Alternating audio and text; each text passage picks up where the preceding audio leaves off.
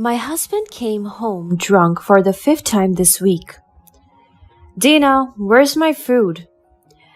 I can hear the plates breaking in the kitchen. I'm in bed trying to get up to tend to my husband.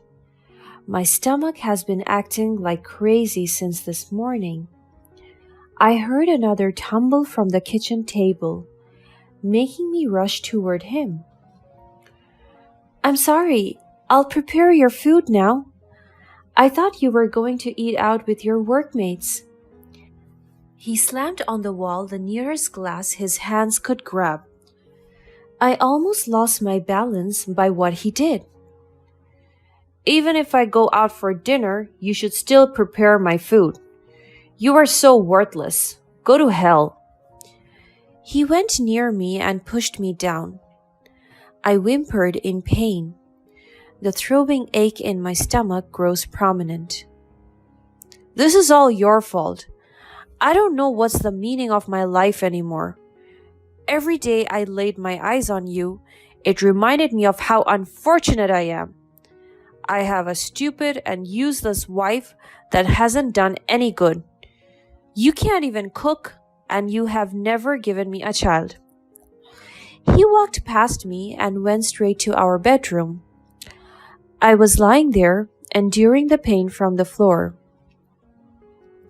Fred is always like this. He always reminds me of how stupid and worthless I am in his life. Maybe it is true, because I could not give him the one thing he desires the most, a child. We tried many things, from medical consultations to spiritual advice, but still, we are not yet blessed with a baby. And he always blames me for everything. He told me that I was the problem. I tried to get up and almost slipped again when my lower was reached. I have been experiencing this pain for the past week, and it's been 5 days since my period was delayed. The morning came, and I was preparing my husband's breakfast when the doorbell rang. When I opened the door, it was my husband's co-worker. Good morning, Mrs. Quill. Fred left his phone in my car. I want to return it to him before he comes to the office. I thought he might receive an important call. Thank you for this, Mr. Valdez. I will give this to him. You're welcome. See you around. I heard my husband approaching, and when I looked at him, his eyebrows frowned. Hey, Fred, I bought back your phone. I'll go now. See you at the office. Fred waved back at him as his co-worker went inside his car and drove away. My husband grabbed me, and I was utterly taken aback. What are you thinking? He shouted at me. His grip was tightening around my arm. Fred, it hurts. His eyes widened as he looked at me as if I made a terrible mistake. I saw how you smiled at Pete. Are you two having an affair? He yelled again. What are you talking about? He just bought your phone back. And of course, it's common courtesy to smile back at someone who did something kind. What is wrong with that?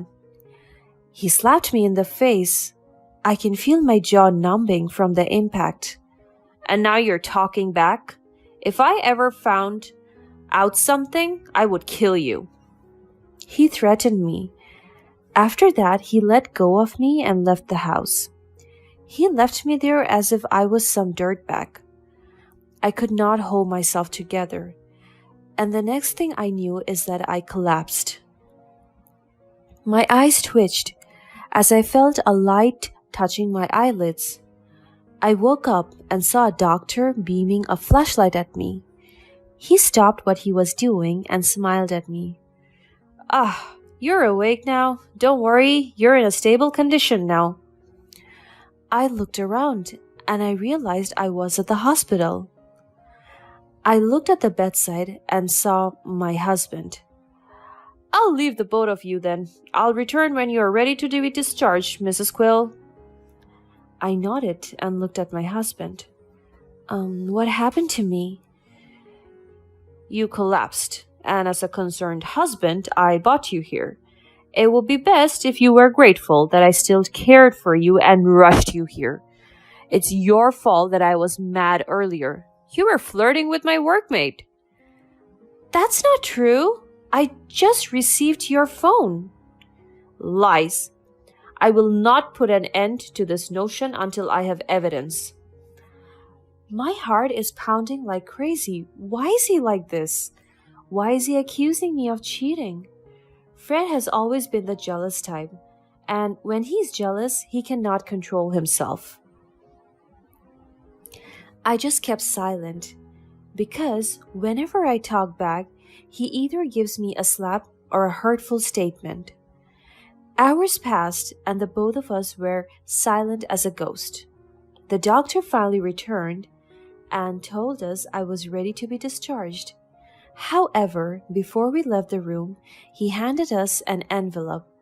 Congratulations, you might want to open that when you get back to your house. I was curious about what was inside, and when we got home, I almost threw the envelope I was holding. Upon seeing the results, I couldn't contain my happiness and yelled out of pure joy, "Yes, I'm pregnant!" It was a test result indicating that I was pregnant. The doctor ran some results when they checked on me while I was unconscious. My husband came rushing to our room and looked at me with irritation. "Can you shut up?" he yelled at me. "Fred, I have good news." I tried to reach out for his hands, but he pushed me back.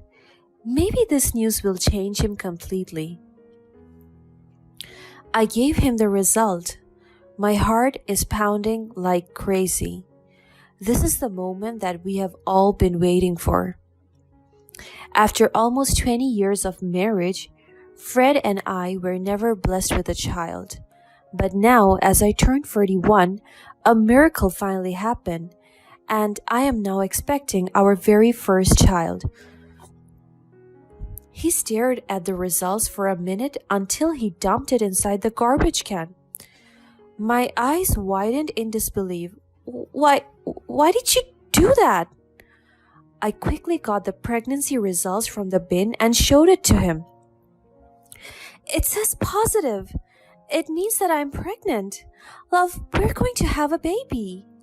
I said each word optimistically, but my husband's emotions were the opposite.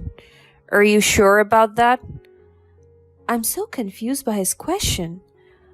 "Of course I am.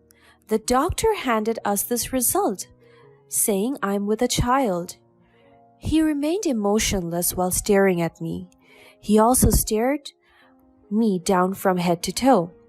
"You should go back to the doctor and get checked," my husband suggested. He was about to leave when I caught his arms. "I don't need to go back to the doctor. The result says it's positive." "Oh, really? Have you lost your mind, woman?" "I haven't lost my mind. This is a dream come true for us." "Oh, do shut up. You're too old to have a child. Your skin is saggy, your body looks like a slouching bear, your hair is turning gray, and your whole existence is deteriorating. If you're fit to have a child, you could have been impregnating right from the start, right at the beginning of our marriage. But here you are 41 years later, pregnant? I can't even prove if that baby is mine." He grabbed the results and slammed them on the floor. He stepped on it and grabbed my hair to shove my face on it. "That's your delusion. It's broken into pieces." He dragged me to the floor and I shouted in pain. I'm not having delusions. I'm genuinely pregnant with our child." "I will not have that child. We tried everything we could, remember? Then how come it took this long for you to bear one? You're even too old to have one. Maybe you cheated on me and got yourself pregnant? You're a whore." I was shocked by this statement. I thought his notions about the cheating agenda were out of pure jealousy, but now he's accusing me of having a child with another man? You can't even imagine how hard it is for me to endure all the frustrations you have thrown at me. Do you think I never wanted a child? Do you think I'm happy to wake up every day and be childless? I waited for this day to happen, and now you're accusing me of having an affair? With who? I couldn't contain my emotions any longer. I sobbed while I said those words to him. With Pete? Oh, I saw you smiling at him earlier. I bet both of you already knew about it. I was too weak on my knees, and I fell to the floor. I couldn't fathom the things that he was saying. None of it was even true. I was having panic attacks because he insisted that the baby was not his. I could not imagine myself being with another man. Even though he mistreats me, I could not bear to be unfaithful. I remained by his side no matter the circumstances. I thought he would be delighted to have a child finally. We have been waiting for this for so long, and the time has finally come. But look at him now, disowning it? He kneeled to my level and held my chin. He looked at me right into my soul. This is not my child. He shoved me down the floor and left me there. I cried my heart out while holding my baby bump.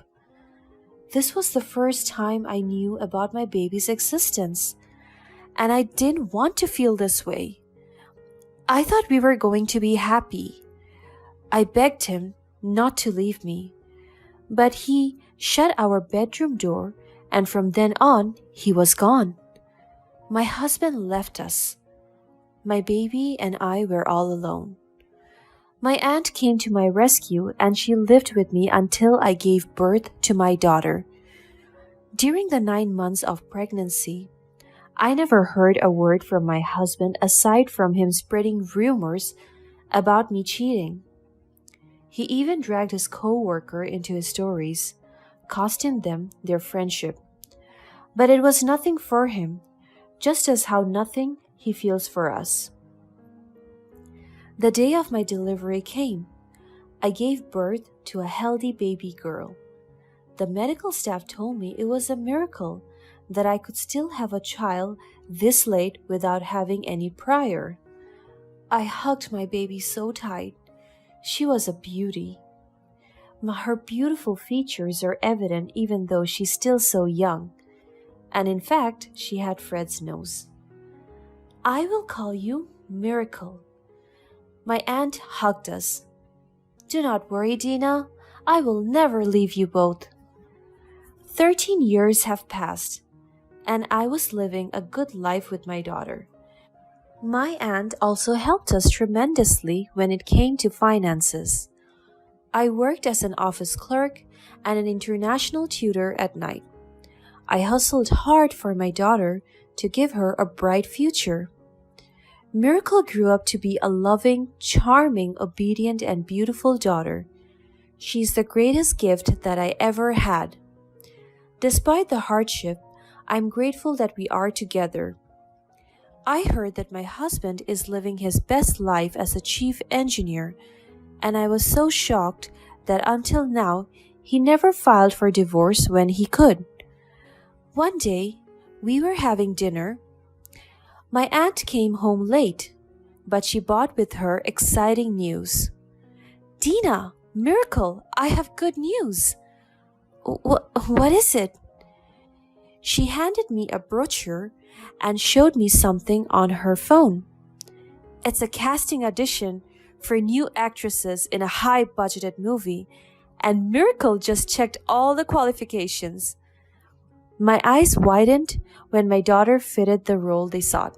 Tall, beautiful, with long black hair, a good singing voice, and a charming personality. I turned to Miracle. My love, do you want to audition? My daughter smiled so widely and looked at me with pure joy. Yes, Mother, I would love to. The next day, we went straight to the audition venue. Lots of girls lined up for the role. but I know my baby will make it to the top. The audition took 7 hours, and after that, the casting director announced the people that got the roles. And for the lead role, the talented girl that will embody Princess Thea's character is Miracle. I cheered so loudly that everyone stared at me. I didn't care because my daughter would be a star. Filming started the next day, and I went with my daughter daily. I was so amazed by how good she is at acting and how easy she is to work with. We got lots of compliments from the directors and other veteran actors. Miracle is such a prodigy. The future is bright for her, madam. She's a miracle. An actress said to me. My heart was flattered when I heard her remarks about my daughter. Months passed and the movie premiered. It became a hit, and my daughter's fame skyrocketed overnight. She was praised for her acting skills. Her acting clip on one of the movie's emotional scenes went viral, and people talked about her and her incredible talent. Her influence grew widely, and she amazed me even more when a percentage of her earnings was used to buy a small old engineering company's building that will serve as a home for homeless children. Mom, I am so happy that I could share my talent with the world, and I used it for kindness. I am so proud of you, my little one. You never fail to amaze me. The world is so happy to have been blessed with your talent. I hugged my daughter tightly as we were talking in our living room. She buried her face into my heart, and I want her to know I love her. I looked around and saw how our lives changed in an instant. From the struggles and mistreatment that I endured from my husband to a beautiful life with my daughter. I can genuinely say that I will never trade this for anything in the world. My daughter and I were having fun talking nonsense when I heard a knock on our front door. One of our maids quickly opened the door, and as soon as it opened, loud noises were heard.